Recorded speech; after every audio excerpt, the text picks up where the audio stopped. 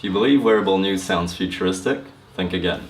The following session, ONA board member and USC professor Robert Hernandez, along with Jebb and David Sancha, explain why and how journalists and news organizations should prepare for the advent of wearable news. My name is Robert Hernandez, and I'm a digital journalism professor from California. We are going to be presenting on wearables and beyond the gadgets. And one of the changes that we have for our title is that we really want to talk about why now. We've been hearing about this technology for some time, and we want to really push to you the importance of now. I'm a professor at USC in Los Angeles. I'm also here representing the Online News Association. I'm a board member of ONA. This chart here shows the adoption rate of emerging technology, or a technology, and how long each platform took to reach 50 million users. Adivinen, how long did it take radio to hit 50 million users? Someone give me a number. I'm going to wake you up. 20 years? 40 years? It took 38 years for radio to hit 50 million users. What about for TV? Other guesses? 12 years? 15? It took 14 years. How about the internet? 5 years? Any other guesses? Took 4 years. The iPod, the original iPod, with the wheel, if you guys remember that, right? How long did it take to hit 50 million users? 2, 3 years? It took 3 years. Facebook, 1 year. It actually took 9 months to hit 100 million users. And for iPhone apps to be downloaded, 9 months to hit 1 billion downloads. The reason I show this slide is the adoption rate of technology is skyrocketing. You're going to hear that in other talks about how people aren't even asking why we need to have this stuff. We're just adopting to it and changing our lives as we go. For better or for worse, this is happening. I thought I would never own a phone until I got my Nokia brick and I played Snake. Anyone remember that game? That's how it started, right? This was the narrative of this technology, and it took some time for everyone to adopt it, but this stat is incredibly important. This is for Americans, but I would say this is global. This says 91% of Americans, and I would say this is higher and global. 91% of Americans have their cell phone within arm's reach 24 hours a day, 7 days a week. Who woke up with the alarm clock from their cell phone today? For better or for worse, the cell phone, the mobile devices, is the first thing you look at when you wake up, and it's the last thing you look at when you go to sleep. You kiss your spouse goodnight, and then you say goodnight to your phone. For better or for worse, this is a reality. This essentially means that this is a wearable device. It is within your body's reach at all times. Just to kind of put it more into context, there are more mobile devices than there are toothbrushes in the world. And it changes how journalism happens. This is a photo taken from a gentleman named David Green from the Boston Marathon bombing, right? I want you to think about this. This is David Green. He posted this photo on Facebook. On Facebook. During a terrorist attack, David was running away from the explosion, stopped, turned around, took a picture, and said, I'm going to put that on Facebook. For better or for worse, he decided to take that picture and put it on social networks. And the FBI was smart and said, hey, we're looking for these suspects. We know everyone was taking pictures left and right. Would you mind looking at your photos to see if you find the suspect? And lo and behold, David reviewed his pictures, and there was the suspect, the younger brother who caused the attack and was found guilty recently. How are we going to fit a story in that small screen? We ended up creating an app called Glass Genius, which it was during the time of the Ebola story, and the app that we created allowed you to have a conversation with someone about Ebola. And it would hear your conversation and would give you contextual information about the conversation you were having. How do I get Ebola? Am I at risk of Ebola? It would give you a card of information, graphics, text, video, pictures, giving you accurate and ethical information. At that time, if you remember, there was a lot of misinformation. There was a story about the nurses, right? A nurse, I think, here in Spain as well, and they killed her dog. They killed her dog. The same in Houston. There was another nurse. They also killed her dog, too. And we talked about that. We presented this news and information in a different way. We also recorded point-of-view stories. We put the device on an Olympic gymnast. We put it on a magician. We put it on a chef, a drummer, and tried to capture their world through their point of view, all through this device, right? And glass pivoted and has changed, but we've learned a lot of things from there. But we were wrestling with that question, what is journalism in this device? And what will happen to the newspaper or long-form text when wearables come to play? So we looked at another piece of technology called Spritz. Has anyone ever seen Spritz before? Okay, don't spoil it. If you read English, I want you to take a look right here at this line, and you're going to read. Ready? Here we go.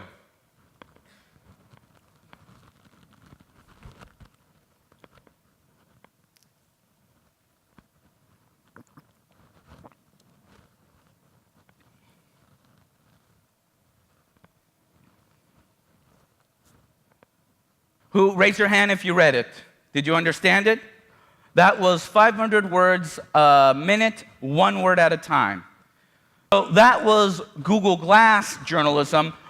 We were thinking about content, and a year before that, I did something called Augmented Reality journalism, AR journalism. And with my class, we augmented the downtown Los Angeles library. It's a beautiful historic library, and what we did with augmented reality is enhance the space.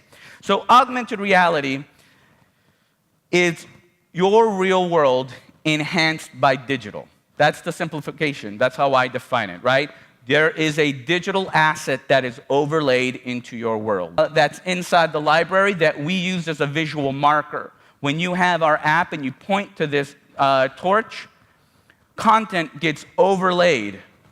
And you can either play a video where we did a story about an arson fire that happened in the 80s, or you can click on a photo gallery. From translating some of the architecture and the art to a puppet show for kids, a variety of different experience locked in our app that you would experience through augmented reality. And one of the things that we were able to do is have access to the library's special collection.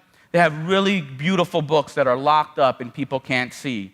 So we were really fortunate enough to take pictures and make 3D models based on those books. And you can experience those books virtually through this app. I talk about augmented reality because it is coming. This is a company you may not have heard of named Magic Leap. Has anyone heard of Magic Leap? Magic Leap is this secret company out of Florida. It became national news, international news, when Google wrote them a check for $500 million because they have claimed to crack the code for augmented reality.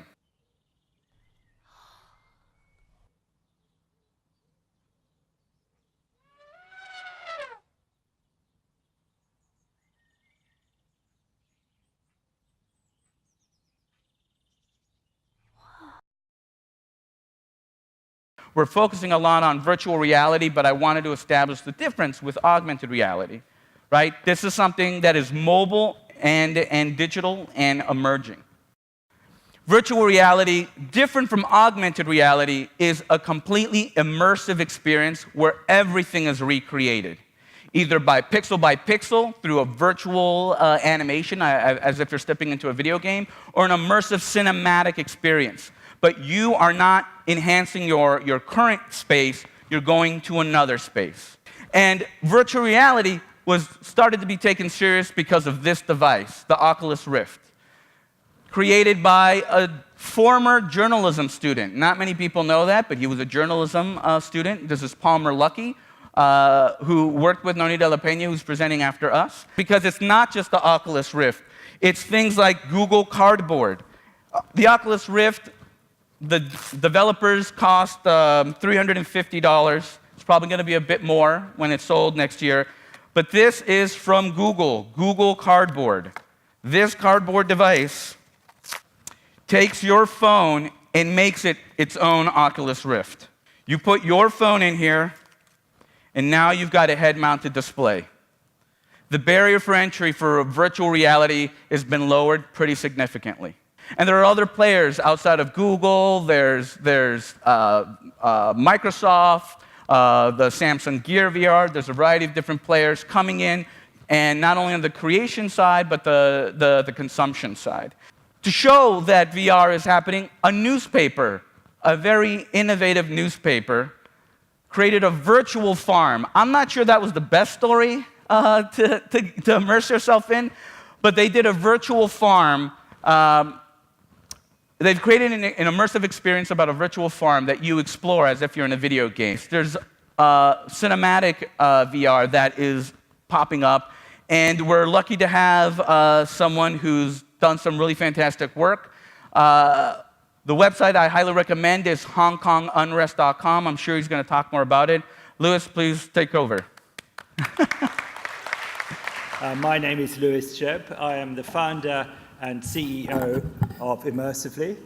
Immersively is a company that makes and sells content in virtual reality, and specifically editorial in virtual reality. I was challenged 16 months ago, what do you want to achieve in the next 6 months? And I said, I want to start a media company. And the problem we were trying to solve is that for a lot of people, journalism isn't part of their daily life. Why? Because of generations of exaggeration and tendency to sensationalize. It's something that goes back to, as long ago as the invention of movable type. Part of the problem is that so much of the big media companies are run in order to put one over other media companies rather than thinking about what the user actually wants out of news journalism. And then something happened. April last year, Facebook bought Oculus Rift. And there we were, we delivered this explainer website, and I turned to my collaborators and said, this is the missing brick in the wall. Making news in virtual reality is going to be something that changes everything. Here we are wanting to create a new and authentic approach to journalism.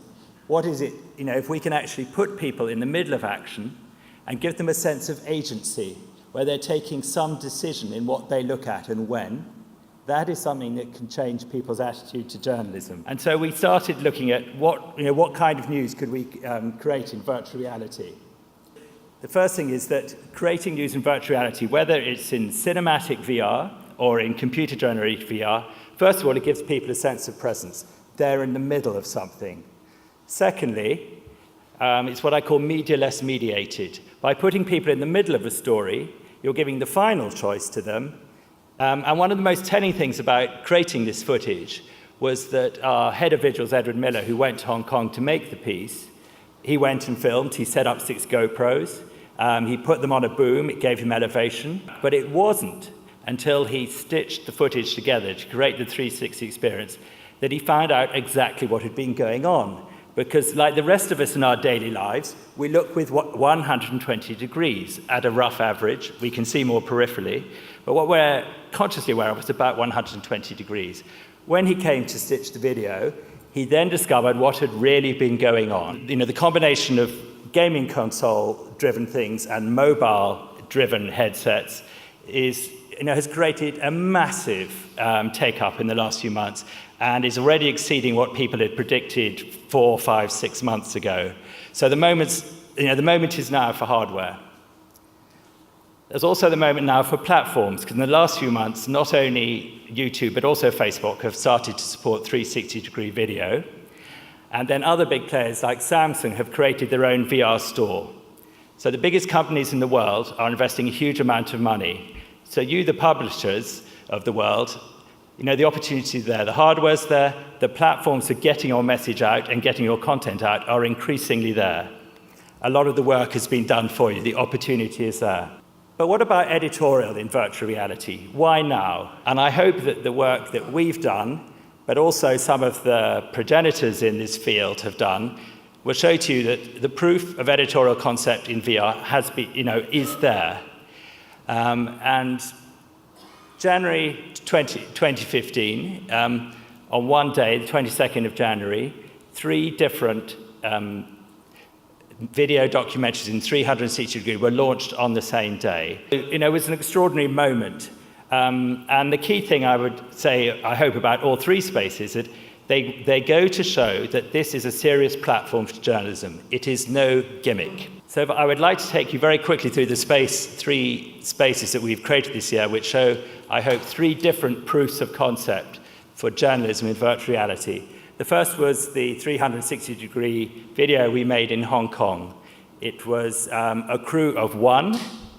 The total cost of a 7-minute video, including travel to and from London, was £6,000 sterling.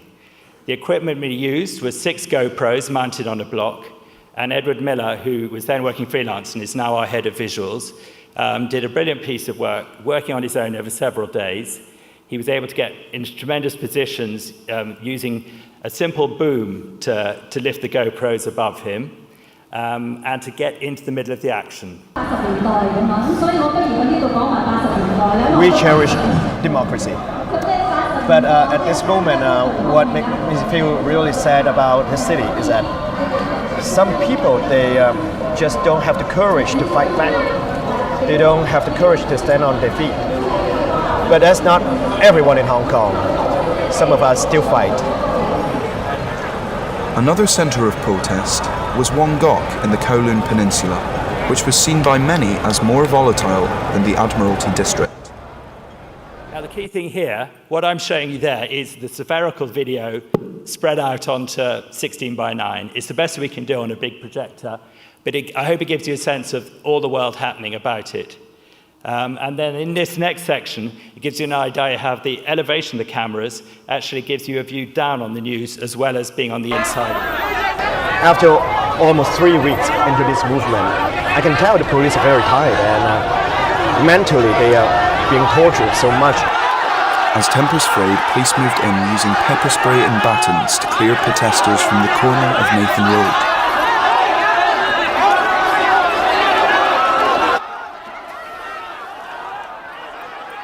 So that was our first 360-degree video documentary. The key thing that when I showed it to people of all ages back in December, I showed it to family members from the age of 20 to the age of 85, what they all said in common is, I'm in the middle of things and I find that I care more.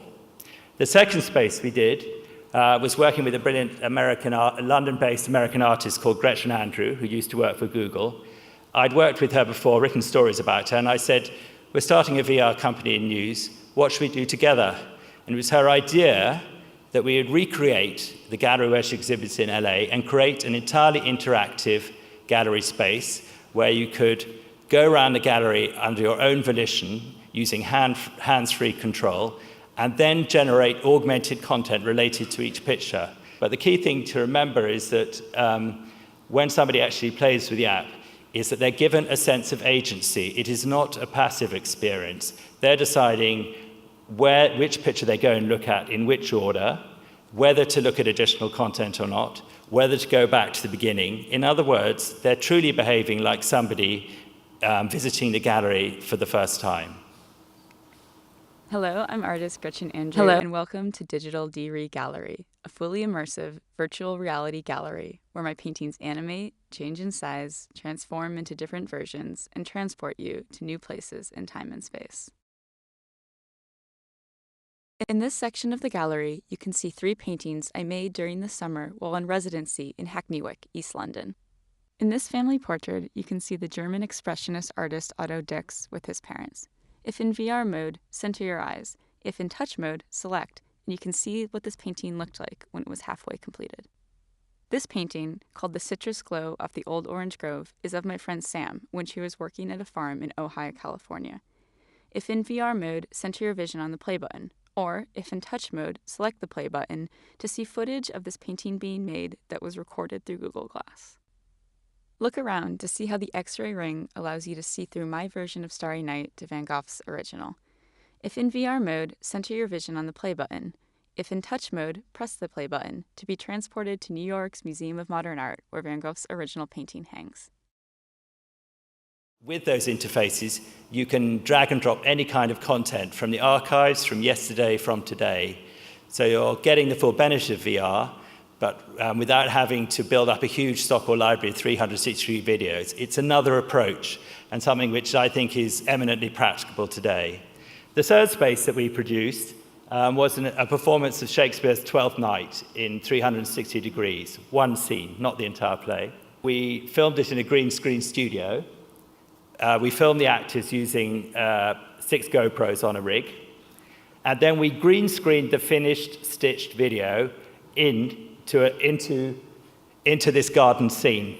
So there's one of the actors back in the garden scene, and that was filmed with a still frame camera. So the key things about that is the sense of taking people right into the middle of the action.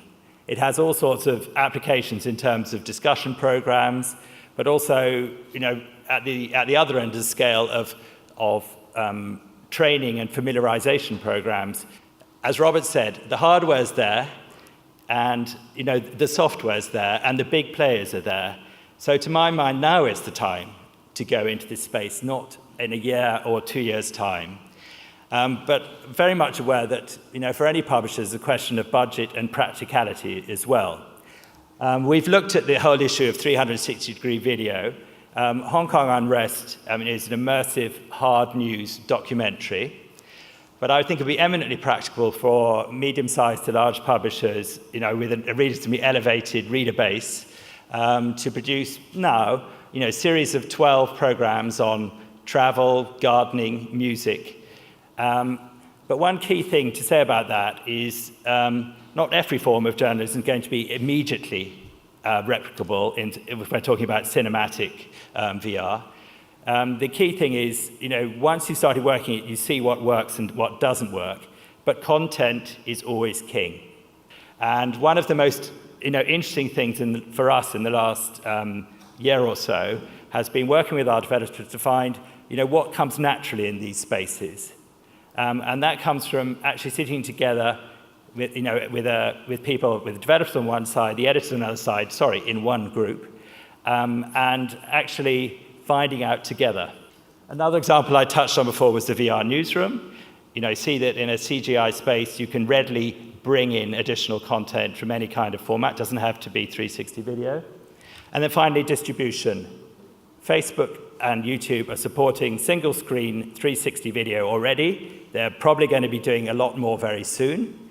There are a lot of specialist sites which can get your 360 video out there in wonderful adaptive formats, masses of them, and they're very smart and moving very quickly.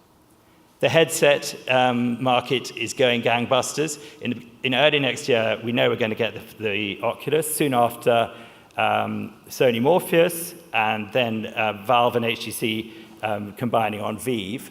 These highly powerful gaming consoles are, to my mind, going to be the way to get the younger generation, our future leaders, to buy into mainstream news. And then I think that the very powerful mobile-driven headsets, Samsung Gear VR, which is the leading example of this, with the Oculus technology built into the headset, are going to be following along very quickly.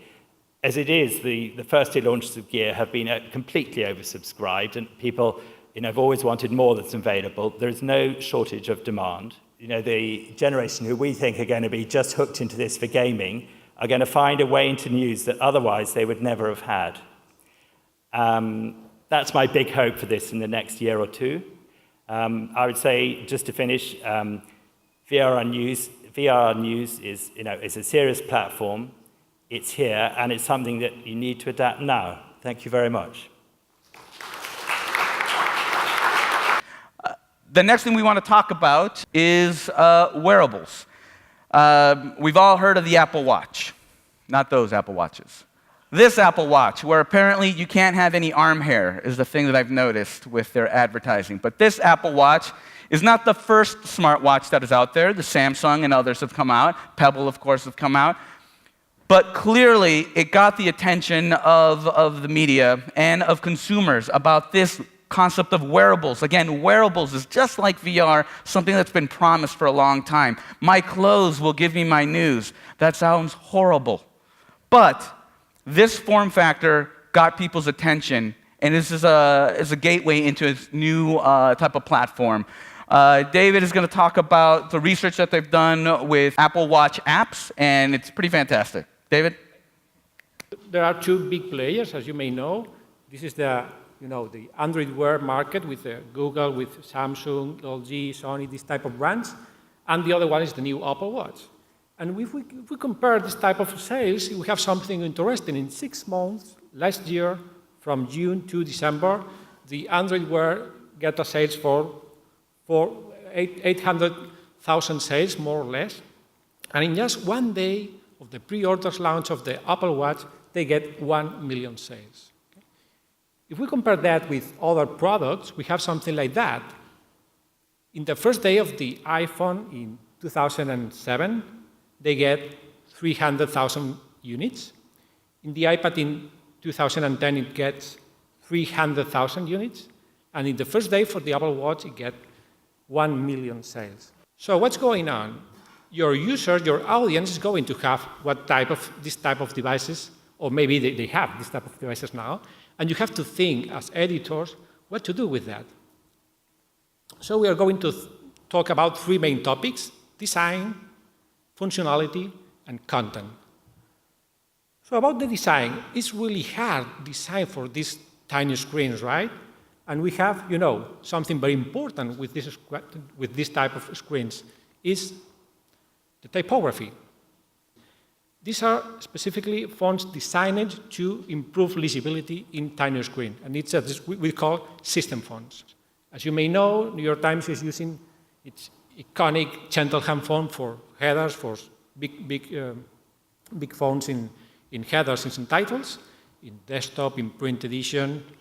But what happens if we move to the smartwatch? We can see here the same font for the headline. And if we scroll down, we have here the San Francisco font, the custom font for text to improve legibility.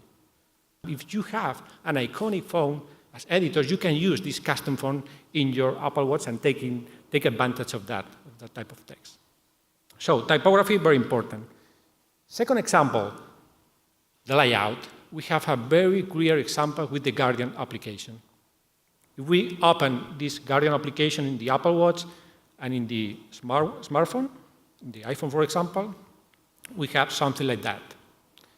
Same color, same layout, the same user experience in different screens. So we have typography.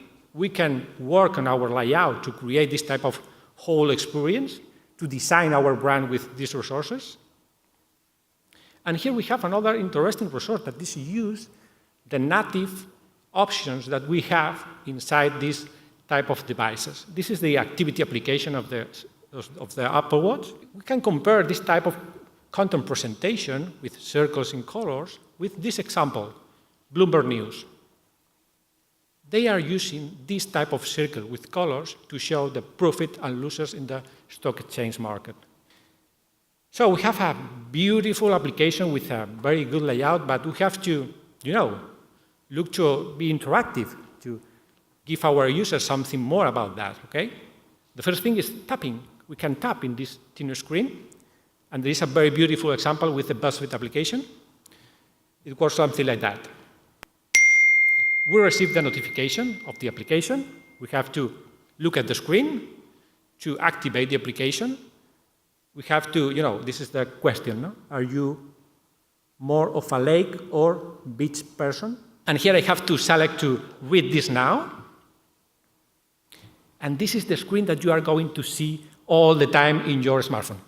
You have to wait a lot to get the information from your smartphone to your smartwatch. Then you get the application with the question. You can cast the vote and get the results. So we can tap. And we can do another type of technology that is a handoff. This is the CNN example. We can scroll down to see different news stories. We can select one of these news stories. Again, important screen, black screen, waiting to access to the application. And here we have the news story. So if you are interested in this type of news content, you can do that. Grab your phone. You will see something like that, a small icon of this application in your smartphone. And when you unblock that, you have access directly to this news story with the video, with content, full content, with your pool or whatever. This is handoff technology. It was for Apple and Android, and it's a very good way to jump from one small screen to a bigger one. But we have another system to, interact with our smartwatch, and this is a voice recognition, in this case, Siri. This is something that Apple are developing at this time. Apple is developing at this time. This is how to use Siri inside that, and it's very, very easy to interact with this type of applications using your voice. This is something like that. Hey Siri, what are the most important tech news today? Here you have your tech news, David. So we have a beautiful layout, we have a good interaction, but what about the content? We have to put news stories inside these tiny screens. And for that, we have a concept that is glance journalism. Trying to give a definition is something like that, is the content created to be consumed as a small piece of information in smartwatch screens. It should be concise, and it should be personal. This is not the type of content that you receive for a tweet, for example, in Twitter. For example, type 5 things that you have to know about Barcelona. You have to be personal with that. You can be personal, for example, trying to get the tracking the location where the user is. Maybe if I'm here now in Barcelona, could be something interesting around me that could be pushed in this type of notification. And you can, follow in the user's behavior. If I'm going to check every Sunday the Barcelona results or whatever, I can receive a push notification with this type of content because I'm interested in that, because my behavior. And finally, we can, take the preference of the registered users. If I'm a user of Clarín and I have in the application all the content about how the content I like to read or whatever, I can push notification about this specific content to my reader. This is some examples about glance notifications in the Apple Watch. This is the example of New York Times, very clear, very good. CNN, very good, with the time of the news, it could be interesting. Top story, developing story, breaking news. This is the type of word that they are using for this type of notifications. Here, again, Guardian, very clever, the use of colors again to show that they are talking about opinion at this time. Circa has a very simple application, but it's working pretty good with this type of glance journalism. And here we have Flipboard. Flipboard is not, creating content, they are aggregating this type of content. And we have here a title that says something like, Creative Commons is building a mobile application that to kill what? I have to interact with that, but I have no scroll in this type of notification show. Be aware that you have to create concise and very specific content for that type of screens. This is not a good example. And finally, Google News is doing the same. They are, not giving the whole information that they need in this type of smaller screen, okay? So finally, 3 main ideas. First, thin screens require great designs. You have typography, you have layouts and colors. You have a lot of resources to create a good experience in these tiny screens for these devices. Secondly, don't be afraid to be interactive, using tapping directly the screen, trying to use handoff to jump to another bigger screen on your smartphone or your tablet, or trying to use Siri to have interaction with your final user. And finally, try to create a specific content for that, to create an interesting experience for your users. Thank you. Have a pleasant stay in Barcelona. Siri knows what you need in any moment, okay? Thank you. There's a lot of emerging technology outside of the ones that we've outlined. One of them is drones, drone journalism. That is coming. We're seeing footage from volcanoes or abandoned theme parks, lightning storms, snowstorms. These new types of devices could be ported into a virtual reality headset, right? There's also sensor journalism. This is hardware with sensors in terms of location, accelerometer, temperature, light, sound, right? These are different types of sources for data for us to do a different type of data journalism that is coming down the line rather quickly. There's two things I want you to keep in mind, though. Lewis mentioned it earlier, and it's that old saying, content is king. This is all great and wonderful technology, but to me, my loyalty is to journalism. I will use all these tools as a means to share my stories of the community around me. Journalism first, technology second. And the other thing, this is something, this is a famous quote, a couple people said, Apple said it, that's not true, it was a business guy who said it, that culture eats strategy every day. I don't care if you name your company Digital First Media, and I don't mean disrespect to that company and my friends that work there. Just because you name it that doesn't mean it is true, right? You have to have a culture. It's not about the technology. We can show you more and more emerging tech, but it's not about the technology. It's about the culture and how you embrace the technology. You adopt and evolve with technology for what? For journalism. Why should I blank is usually what our industry does. Our industry says, Twitter, 140 characters. How can I do journalism in 140 characters? Who would I care? What country are you from? Egypt. I've heard Twitter did something there, didn't it? No? Not something? The whole Arab Spring, the changing, the journalism, the disruption that happened through this 140 characters that a lot of people dismissed from the beginning. Those same people are the same people that said blogs. Who wants to hear what other people have to say? Those are the same people that said the internet. That thing is never going to last. I've got a printing press. I print money. One of the points that I made in the piece, and I think is absolutely essential, you're putting people into the middle of something. That's very powerful. But you're also giving them an agency. I called it media-less mediated. So in the case of Hong Kong, it's the final decision of which direction to look. In the case of the gallery, it was which content am I going to select?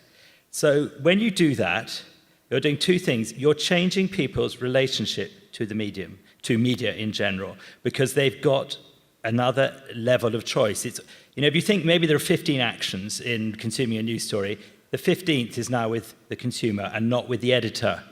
And so with the gallery, you are the art critic. Say in Hong Kong, you're the news editor. It's the final choice is yours. And with that comes an additional level of responsibility.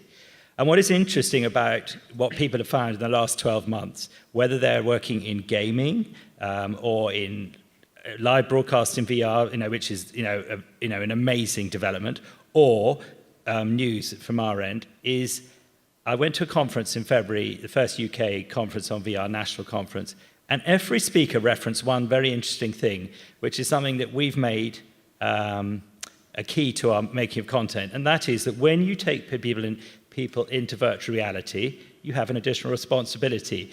And that is because, taking them in into a different medium. So what our watchword is, you start from a position of recognizable, something recognizable, something where people are at home. You then give them an experience that they can have in no other space, any other way, and then you take them out again. Because I think that especially in the early years of this medium, it's very powerful, and therefore as editors, we have an additional responsibility to make people take it seriously and to love it. And that is why I deeply respect the work that Nonny Didapena and Chris Milk have been doing, because it's absolutely along those lines. It's saying this is very powerful. As Chris Milk said in his TED talk, this is a machine which can make us more human. And I thought he absolutely put his finger on it. And the key thing there is that's the additional responsibility. When you take people into virtual reality, you've got to get them home again. You're giving them something sensational, and you're giving them something that makes them care more. That's our watchword. We want to make people care about news, and that is the power of VR. So in terms of, should I be doing it and what's the extra challenge, those are the things that I would highlight. Thank you guys for joining us. We'll stick around for follow-up one-on-one questions. Thank you.